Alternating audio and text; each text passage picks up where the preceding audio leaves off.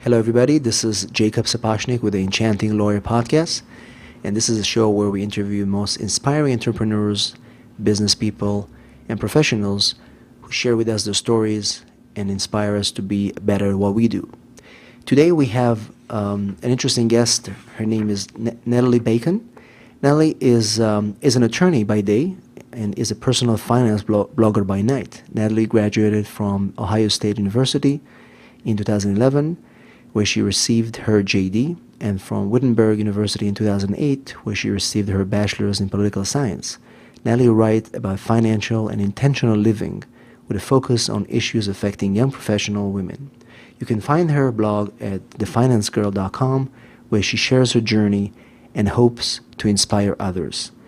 Natalie, welcome to the show. I'm so excited to have you here. Thank you so much for having me. I'm excited to be here. And why don't you tell our listeners where you're located right now? Yes, I am in the Midwest in Cleveland, Ohio. Well, like I said before, hopefully it's not that cold. Not yet. It will be, though. Very good. And Natalie, I gave a little background intro about you, and our show is for attorneys and professionals. We have a lot of people who are not attorneys who are listening to the show.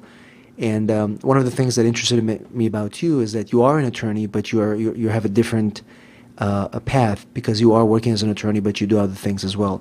So if you want to give us a little intro about some of the things that you do, outside of law, and tell us about your blog. Yeah, so I graduated, like you said, in 2011 and passed the bar and started working right away. Mm-hmm. And quickly realized that my education was very, very expensive. And part of that led me to personal finance books, and that in turn led me to blogging.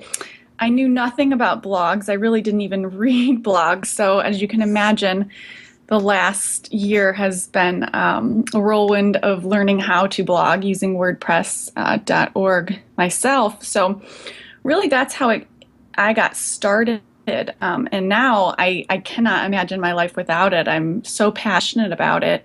It's kind of, been a platform for me in a way to connect not only with other bloggers, but really with other young professionals, and specifically young professional women like me who kind of graduate from school and then you're just kind of thrown into the world, and so much of it is different than what you learn in school. So that's kind of where I'm coming from and what I like to talk about on my blog. And the Finance Girl, which by the way is a great name for a blog, it's kind of talking to people that are kind of like you. It doesn't matter what they do. They can be attorneys. They can be just looking for work, but everybody has that issue with money. Money is this unknown domain. Like, how do we control it? How do we make it work for us? And so what's going through the post, there's a lot of good information there. Tell us a bit about your story as it connects to money. There's an article we're gonna link in our show notes that just came out in the Huffington Post, and congratulations to you that you're now writing for them as a writer. But the article is about you. I'm 28 and I've never had a credit card, ever. And when I read this, I was just, wow, this is so interesting, because we all use credit cards. We feel that we need them. And then this is a great little story about your journey and how you are completely not using it and it's working for you. So why don't you tell us a bit about this article and some of the principles you talk about? Absolutely. So, the gist of that article is really, the power of what you believe, because I grew up, and education was always pushed really hard. It wasn't where are you going to college, it was where are you going after college. And that resulted in me going to law school. My brother went to medical school, and career has always been at the forefront. And I think my grandpa said to me, in my young, 18, very frugal grandparents. And he said, using a credit card is like taking a mortgage out on your clothes. Mm-hmm. And I thought, wow, that really makes sense to me, like how ridiculous. And so I never got a credit card. And, early in college that works. Not everyone has them yet, but then people started getting them. And I will admit I like my clothes. I like to shop. So I really always thought that this is not for me, and you hear other people having trouble with credit cards, and I never got one because I'm a spender. And then that sentence that my grandpa said to me. And so, now I'm 28 years old and I don't have one. And now it's like really weird compared to everyone else who's my age. Like, what? You don't have a credit card? At least for someone who's never had one. I know people who don't have them because they've had trouble. But for someone who's never had one, you just don't hear about that. And Right. for me, it works. It works. And my article, so I wrote that post, and through my blogging, I like to read a lot about what other bloggers are doing, freelance writers. And I read a post on the blog Careful Sense, written by Kat Elford, and she talked about how to get published with the Huffington Post. And I reached out to her, and I talked to her about applying, and she kind of said, "Good luck, but there hasn't been much success, with this, but good luck." And so I submitted the article, and within a week I heard back, and they were willing to publish it. So, and with the Huffington Post, once you get published once, you can keep writing for them. So now that that's been published, I am so thankful to continue to write for them for blogging. So that's really how the article happened, just sharing my story, which ended up being much more unique than I ever really thought. Time just continued to pass, and I continued to not have a credit card. And the tip you just shared with our listeners is very interesting because people that are understanding the value of providing information and blogging, getting to something like the Huffington Post, which is a huge publication. They're looking for good content. They're looking for something that is interesting, that is something that people are going to talk about. And like you said, you never believe that they're going to choose you, but your story is compelling, and it's something that people are not doing. Everybody is using credit cards. And one of the things in the article, you talk about how you operate without a credit card. So, of course, you're using cash, but what other things helped you not use a credit card? Yeah, so actually, I mean, I say I use cash obviously because I don't Hmm. have a credit card, so it's the money in the bank, my money. But I actually operate using my debit card, and Right. I always choose credit because then you're afforded the protections of the company. Mine is a Visa, so as long as I choose credit, I get all those same protections that anyone who has a Visa credit card uses. So really, that's all I use. And I will say that there's a lot more concern about, well, if someone does steal that, then they have your money. It's a little bit more difficult than just a credit card that you can close. But for me, it's never been worth the risk of consumer debt. I make sure I'm, very diligent about checking my bank account daily, always checking my credit and credit reports. So really, I monitor it a little bit more closely because I don't use a credit card, but I haven't had any trouble at all. And even hotels, renting cars, like you can use a debit card as credit for anything that you can use a credit card for, in my experience thus far. Right. Well, some people will say, and I think you mentioned it in the article, well, you're not using a credit card, you're giving all these perks and benefits. Why would you do it? What would you say to those people that are saying that you're missing out on so many things? Yeah, you're right. I am missing out on those perks. It's just that the perks aren't that worth it for me. Hmm. Um, a couple of flights, a few $100s for these flights. I mean, that's a great perk, but you're not getting rich that way. No one gets rich from perks. I do get perks with my debit card. They're probably not as great as the credit cards, but it's just not worth it to me. The getting into debt and the maintaining credit cards and not carrying a balance, all of that is really not worth the perks for me. And that's just a personal choice. Right. And I think, the biggest takeaway that I take from this, and again, it doesn't matter whether you're 20s, in your 30s or 40s, is that, people that are, even professionals that are getting into debt, it's because their mindset is not there. They're not committed to living a life that will get them from point A to point B, and then just working and running after the next paycheck or trying to pay this debt and this credit card. So you said something about the mindset. You have to be Yes, committed. absolutely. If your listeners take nothing else away, it's that sentence right there. It's really all about the mindset. I mean, everyone I know has a credit card, and Hmm. really, I mean, I intentionally don't have one, but it was never this life choice that I made. I just mentally thought this is not for me, and since then it hasn't even crossed my mind really.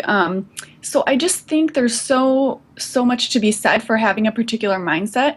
I'm a big listener of podcasts, including Susie Orman and Dave Hmm. Ramsey, and I just am so committed right now to getting out of debt. And for me, all the debt I have is my student loan debt, but I'm so committed, even like you said, people in their 40s and 50s who you just don't have that mindset. So you're not intentional about getting out of debt. And really, that's in my opinion, the number one thing you can do for yourself and your family. And I think it's very important because if you spend all this money to go to school, to become a professional, work in a law firm, or even start your own law firm, if you don't have the state of mind to protect your funds, to plan how you're going to spend, where you're going to spend, then what's the point of you're always going to be in debt? Some people pay their student loans for what, years, Mm-hmm. and they shouldn't be that way. Mm-hmm. And when I read about you and we talked before, and you have this interesting book you call this intentional living for the young professional, and I Mm-hmm. think that intentional living can apply to anybody. So I really would like to speak about that concept because we talk about marketing on the show, we talk about being a better leader, we talk about different tools to help us be better attorneys or professionals. But if you think about it, if we earn our living and we don't know how to use it correctly, we don't know how to make it last, we don't know how to use it for the good, then what's the point? So I think intentional living is a great concept that I just learned from you. And why don't you tell us a bit about, first of all, what is intentional living? And I'm trying to Yes. understand it. Yes. So intentional living is thinking about what you want in life and then creating a plan to get you from where you are now to where you want to be. You can do this, like you said, not just for finance, but for every area in your life. And in my ebook, I go through, the 8 life categories and talk about, step one, creating a vision. So that's, you know, your broadest thing, right? You want to think about how do you want to be remembered? What's the most important thing for you with respect to your relationships, with respect to your family? This is like your why. You really need to have a why behind your goals, because if you're just setting goals without knowing why you're doing them, you may feel like it may not feel very great. You accomplish one goal and you say, okay, well, on to the next one.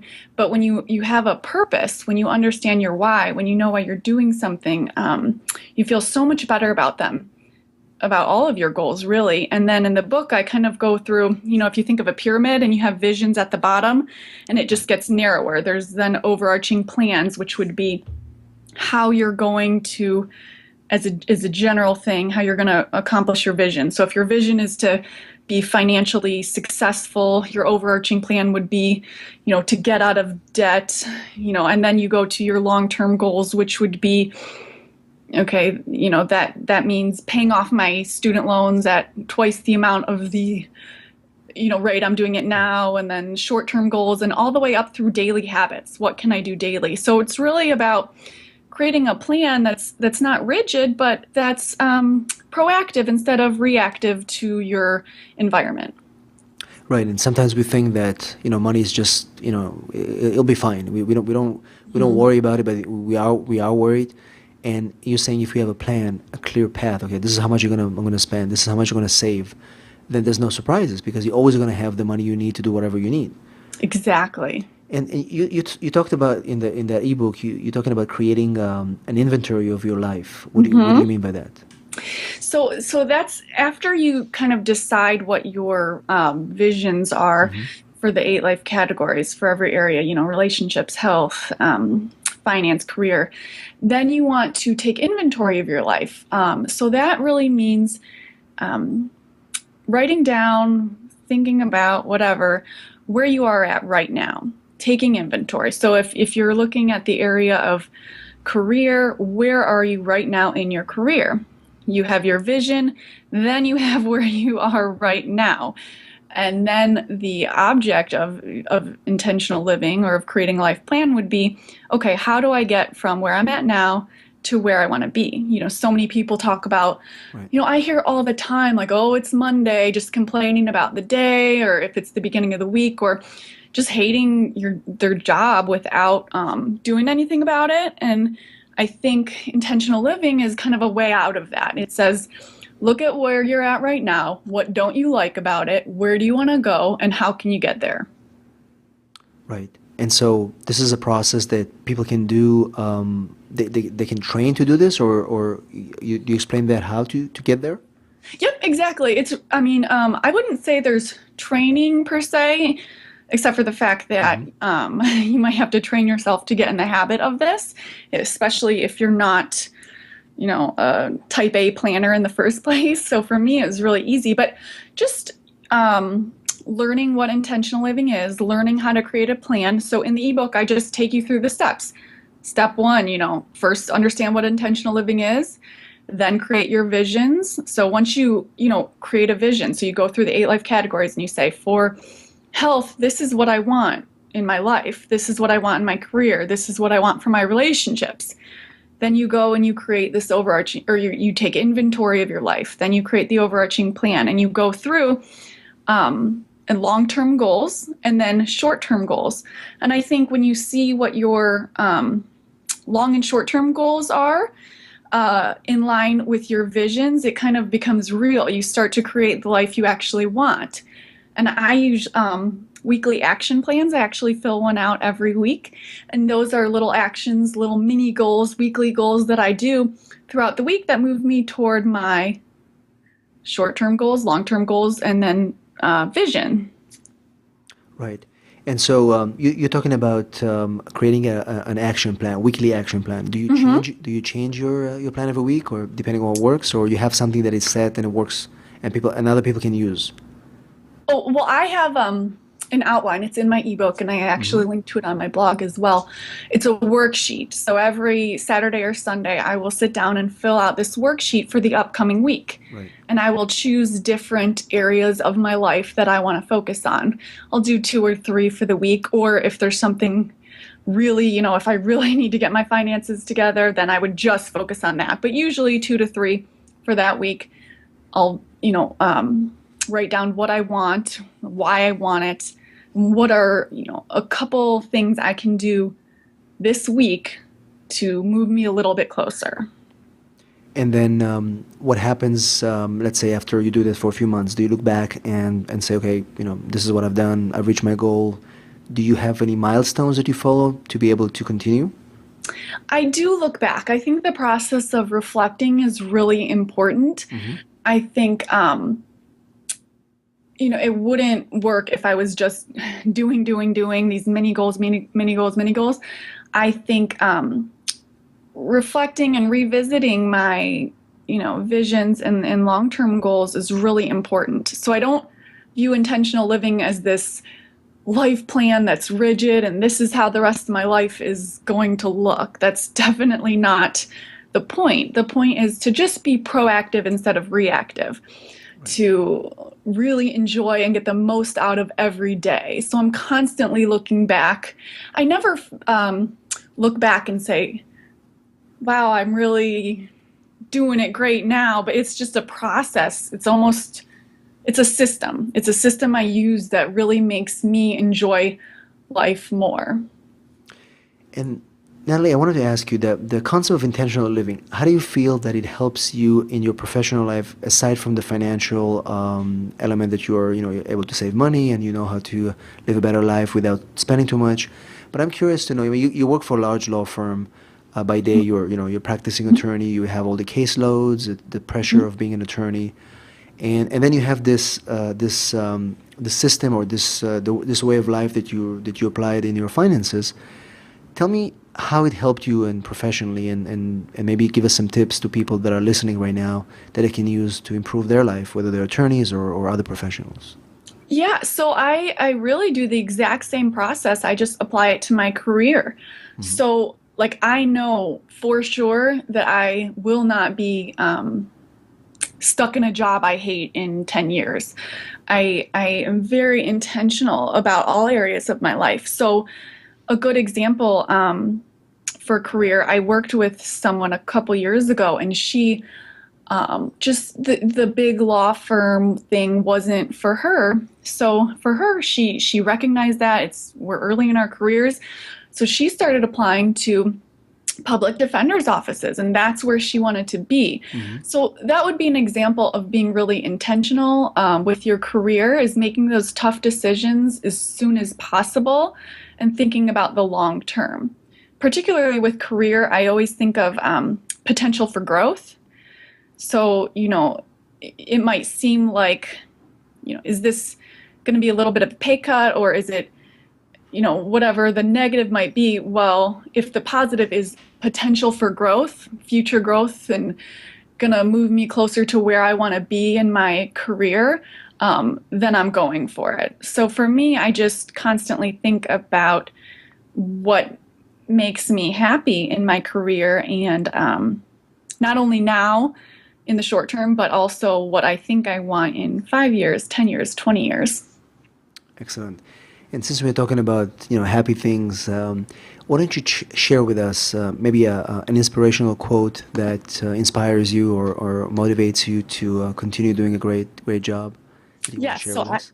yep, I have a Gandhi quote actually. Nice. This quote really resonates with me right now. It's your beliefs become your thoughts become your words become your actions become your habits become and your values become your destiny. That Excellent. right there is everything intentional living is really about, and the power of the mind. So I really think that's what it starts with, and you can really create the life that you want. And this is something that a lot of us struggle with it because we feel that we have to follow a particular mold. We have to graduate from law school, and then we have to apply for the best job possible, and we have to work there and put the hours, and maybe if it's a big firm, we have to become partners. So it's kind of like running after the path has become Mm-hmm. too easy for a lot of us. Mm-hmm. But at the same time, what happens if you're not going to follow the path? And I'm particularly interested because in your case, you are working for you're a young professional, you're doing the right thing, you have a great job right now. But at the same time, you've started this amazing blog that can lead you to, I mean, who knows what's going to happen, right? Right now, you're writing for the Post. Maybe there's going to be a book deal one day. Maybe somebody will. And I'm just curious to understand how your mind works, where they're applying for a job and you got a job in a law firm. What inspired you to start this blog, and what did you feel came out of it so far? Yeah, so I don't know if it's just me or if everyone's like this, but I am very easily inspired and excitable. So um and I really like school. I like learning. If there's one thing about me, it's that I'm curious. I like to read. I like to learn. So yeah, for me, I got a job. I love my job. I work hard at a law firm. But as soon as I started looking at my student loans, that's what really initiated this whole blogging thing for me. I started learning about personal finance and I really couldn't stop. And then I decided I wanted to blog. And now I love it. And it's different than the personal finance, because that's its own thing. Now it's blogging. It's so much more work and it's a whole different thing than I ever imagined. But I'm so grateful that I took that leap, because I really had no idea what I was getting myself Hmm. into. I'm a big believer in getting outside of your comfort zone, and just having that value in my mind. Like, if I think I might want to do something, or if an opportunity presents itself and I have any reservations about it, I really take that as an indication that it's outside my comfort zone and I need to go for it. So I'm constantly seeking new experiences, and trying to learn. And blogging has just been such a blessing. I truly love it. And so, when you started blogging, did you know how often you're gonna post? Did you know what you're gonna write about? Did you follow a particular style of a blogger that you like?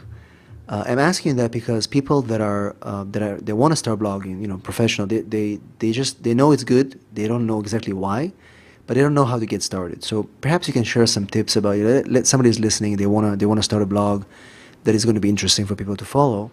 What will be the first thing they should do and consider? The first thing they should do is get on Pinterest and search how to start a blog, because so many different articles will come up. Read all of those. I would say do a couple weeks worth of research and really wrap your head around what you're getting into. I made a lot of mistakes in the beginning that probably were avoidable, just because I'm such, so enthusiastic about starting new things. I really went full force. I even registered the wrong domain name at first and had to call and have them change it for me. Just, you're so excited. So that a lot of things can be avoided. I would also say it is so much more work than whatever you're thinking it is, but in a good way, especially if you love what you're writing. For me, I didn't follow a particular blogger at first, but I will say as I got into blogging more, then I started reading more blogs and books about blogging. And style-wise, I'll do a couple diary posts here and there, share like personal experiences about how I saved, but usually I'll start with a little bit of a personal, intro, and then provide as much information about a topic that I can. I really want it to be sort of a resource and community for, young professional women like me, because you'll notice a lot of the finance blogs out there are by men, or they're just not as girly. I didn't find one that I was like, wow, I have to follow this like I do with my fashion blogs. So I try and mix that, femininity with finance and intentional living as well. So you found a little niche out there Yeah. that wasn't really served, which I think is a great, Yes. in a way, it's a great tip because there's so many blogs out there, just millions of them, Yes. and so much noise. Yeah, consistency. Hmm. If you decide to blog, it's really important to blog consistently. So I blog right now Monday, Wednesdays, and Fridays, and my posts go live 5 a.m. It's really common for people to blog a few times a week at a set time, so your readers know what to expect and know when to come back. Absolutely. I mean, this is a great tip because if you're not consistent, people are not going to come back and say, "Well, we don't know what's going to happen." If you Yeah. post it, every 3 times a week, we release our feeds from this blog Mondays and Wednesdays at 8 a.m. Pacific time. So this way, people who subscribe to it, they want to listen to the show or they want to read the posting. They just wait for it, and that's interesting because the consistency pays off as a Yes. blogger, right? Yes, absolutely. And another thing that is happening right now in blogging, and people feel that blog is like a dead portal where you write and people may or may not find it. But the bloggers are actually connecting with other bloggers. It's more of a way to create relationships and build relationships. Do you find this to be true? And share with us some of the things that you do to reach out to other bloggers or people online to create relationships. Yeah, one of the things I had no idea about was the blogging community. I would say that is the number one most important thing you can do for yourself when you blog, is to connect with other bloggers. I mean, I really just had no idea. And I think it started for me on Twitter. Another blogger reached out to me. I started talking with her via email. Asked her, she offered actually a little bit of help and guidance. And then from there, I started commenting and then interacting with other bloggers. And then through emails, bloggers will see that you're commenting, so they'll recognize your face. So then after that, you email them and talk to them a little bit, and then maybe swap guest posts. And really, the community of bloggers is what will kind of elevate your platform. It really is so much more beneficial than you think. And I really cannot recommend guest posting enough as well if you're trying to get more followers and more eyes on your blog. Right. And the communication is so important because you want people to comment on your posts. You want people to engage with you offline. Right. or send you emails, not on just on the blog, and maybe retweet some of the stuff. Hmm. So what do you do to encourage that? Do you just go to other blogs more, and any particular techniques that you want to share with our listeners? Yeah, so I use Evernote as an app on my phone, and I have Hmm. lots of notes in there. It's just productivity app. It's free, and I keep a list of blogs that I comment on regularly. I Hmm. always add to it. If I notice people are commenting on my posts that I haven't added, I'll add them. But really, I just will comment on all of these blogs regularly, and that's been enough.